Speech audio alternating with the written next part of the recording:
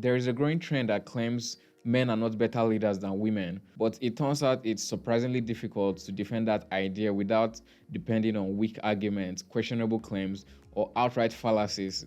Hi, Hello. your name's Julia? Julia Kate. So I want to ask you, inherent in your statement that men are not better leaders than women, Yeah. there's the sense that you believe men and women are different, correct? I think that there's obviously distinctions between men and women, or else we wouldn't have two different words to refer to two different groups. So what are some of the distinctions? Of course, like there's a plethora of differences. Listen, I'm not denying that there are differences between men and women, because once Differences again, biologically if there differences. wasn't differences between men and women, well, then we wouldn't have two distinct groups. Okay, so we agree But on that. what my claim is I don't think that any of the differences that exist between men and women would amount to being relevant to justify the claim that men are better at leading than women. Do you I'll think actually women ask are better? He said there are no biological differences that could justify the claim that men are better leaders. First things first, let's get this out of the way because leadership is a compound term. Generally, when people are comparing male leadership to female leadership, what they are talking about is political power. They're not really talking about healthcare or, they are almost always talking about political power. So I'm going to treat this like a case for political leadership. He's right. There are no biological traits that justifies the claim that men are overall better leaders than women. There's no such thing because leadership has so many aspects. There are so many forms of leadership, and there are no biological claims that justifies male superiority across the board when it comes to leadership. But there's an important distinction. In as much as there are no biological traits that proves men are better leaders than women across the board. However, there are certain biological traits men have that makes them more likely to perform better at certain forms of leadership. Men generally score higher in assertiveness, risk-taking, confidence, comfort with competition and hierarchy. We can all agree that there are certain instances where these traits are advantageous if they are present in your leader. During times of conflict and chaos, assertiveness becomes really important. Even risk-taking becomes really important, and those are traditionally, and men score higher on those traits. That's just a fact. So in roles like military leadership, crisis situation where fast and decisive action is needed, and leadership roles that involve confrontation, men have biological traits that makes them more likely to perform better in those roles. Women. Do you I'll think actually women ask are better you. at leading than men? No, I actually think that gender is completely irrelevant to the Interchangeable is prospect what you're saying. of if somebody is better at leading than the other person. I ultimately think that there's going to be no determinative ability, regardless if we're making the claim that men are better at leading than women or women are better at leading than men, to ever make that Okay, prescriptive so what claim. I'm hearing is that men and women are essentially interchangeable in your mind. Well, in my mind, once again, I just don't Just believe yes in or the no. prescriptive gender norms. Okay, And I got think you. that ultimately one's gender is irrelevant can to I their ask you a leadership question? capabilities. I think it's fair to add this because he said he doesn't believe in prescriptive gender norms, which is another growing trend where people treat gender norms like it's a form of tyranny. But there's an interesting fact about that. A study was done on the most egalitarian societies. They are the most progressive societies, so they do better for women than all other societies. Most of the women in egalitarian societies still ended up doing what you would expect a woman to do, what you would call gender roles. So there were still more women in healthcare and less women in STEM. If where women are given the most freedoms, they still prefer to do what typically women do, then maybe that's a credible case for the existence of gender norms.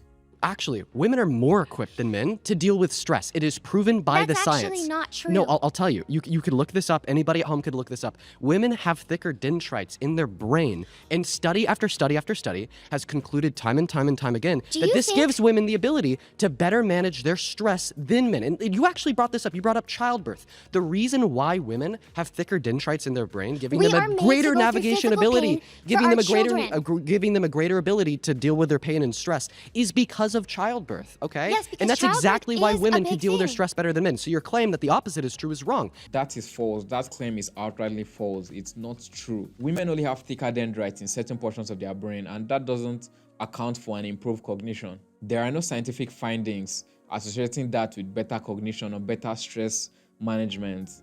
That whole thing is just made up. I said, do you think that men are better at surgery than women? Because 85% of surgeons are men and 15% of surgeons are women. The reason why I asked this question is because you made the claim that men are better at leading than women because a vast majority of leaders have been men. You said, yes, Dean, because a vast majority of surgeons are men, therefore men are better. The science says, no, men are actually worse at surgery. So the American Medical Association did a study in conjunction with the Journal of the American Medical Association. They did this study on 1.4 million patients over 6 continents in 14 years, and what they determined consistently unfortunately, is that when we account for every single confounding variable that could possibly exist, every single time, men are significantly more likely to kill a patient on the operating table or to give them negative postoperative outcomes in comparison to women.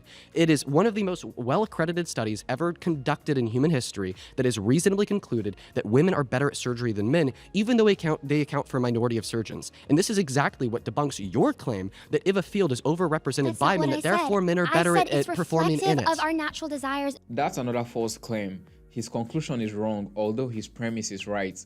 Yes, it's true. Female surgeons have slightly better patient outcomes when compared to male surgeons, but there's nowhere in that research that says that the better outcomes are as a direct result of female surgeons being better at surgery. Female surgeons could get better outcomes because of their communication style. It could be a follow-up thing. It could be due to the kind of patients they decide to treat. Maybe male surgeons are more likely to take more risky cases. Maybe female surgeons are more likely to take less riskier cases. This can easily account for the better outcomes in patients. It really doesn't have to be the art of surgery. He is the one making that leap to conclude that the fact that female surgeons have slightly better patient outcomes must mean female surgeons are better at surgery. And as a matter of fact, there are no scientific studies anywhere saying that female surgeons are better than male surgeons. There's no such thing. His premise is correct, but his conclusion is false. I don't think it's right to say men are better leaders than women as a general rule of thumb. I don't think that would be right. But there are specific leadership roles where masculine biological traits makes men more likely to perform better. That's just a fact. Because men are more assertive, men are more aggressive, men take more risk. And there are certain times, there are certain instances where your leader needs those traits. And since men are more likely to have those traits, it makes men generally better suited for those specific roles. This was a fun debate to watch, although I must say this, I think a lot of the ladies that were invited were not really prepared, and that was really obvious all through the debates. So that's all for today. Let me know what you guys think in the comment section. Like and subscribe if you haven't already, and see you guys in the next video. Peace.